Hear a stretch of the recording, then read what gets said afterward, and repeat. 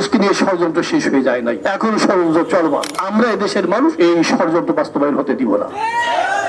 আওয়ামী লীগ নিষিদ্ধ করা হয়েছিল, বাকি ছিল জাতীয় পার্টিকে নিষিদ্ধ করা। এটা কাজা হয়ে গেছে, এই কাজা কাফারা আদায় করতে হবে দেশের মানুষের, ওদেরকে নিষিদ্ধ করতেই হবে।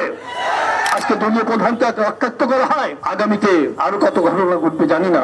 গণ অধিকার পরিষদের চেয়ারম্যান বিপি নূর, তাকে চেনে না এমন মানুষ বাংলাদেশে নাই, প্রশাসন সহ সবাই চেনে।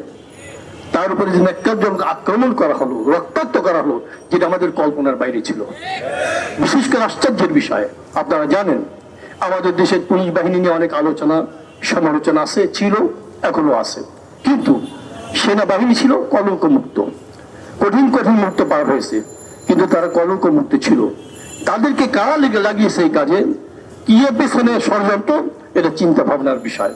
আমরা মনে করি দেশকে নিয়ে ষড়যন্ত্র শেষ হয়ে যায় নাই, এখন ষড়যন্ত্র চলমান। কিন্তু আমরা এদেশের মানুষ এই ষড়যন্ত্র বাস্তবায়ন হতে দিব না। আওয়ামী লীগ নিষিদ্ধ করা হয়েছিল, বাকি ছিল জাতীয় পার্টিকে নিষিদ্ধ করা। এটা কাজা হয়ে গেছে, এই কাজা কাফারা আদায় করতে হবে দেশের মানুষের, ওদেরকে নিষিদ্ধ করতেই হবে। আজকে দলীয় প্রধানকে রক্তাক্ত করা হয়, আগামীতে আরো কত ঘটনা ঘটবে জানি না। আমরা বারবার বলে আসছি, সুষ্ঠু একটা নির্বাচনের লক্ষ্যে পিআর সিস্টেমে নির্বাচন দিতে হবে।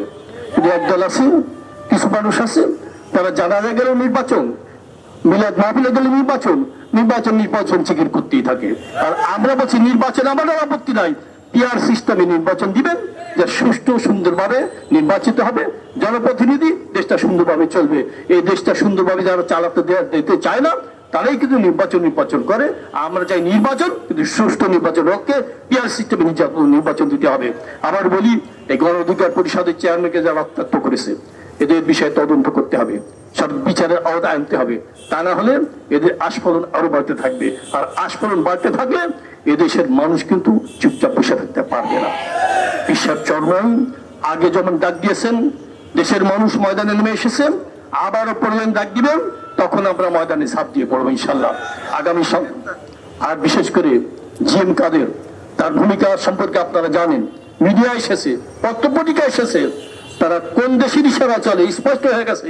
অবশ্যই তাকে গ্রেপ্তার করতে হবে, তাকে প্রশ্রয় দিবেন, আশ্রয় দিবেন, আর আমরা দেখবো আঙ্গুল চুষবো, এটা হতে পারে না। তাকেও গ্রেপ্তার করতে হবে। শুধু তাই না, এই ঘটনায় যারাই দায়ী তাদের গ্রেপ্তার করে দৃষ্টান্তমূলক শাস্তির আওতায় আনতে হবে। সবাইকে ধন্যবাদ।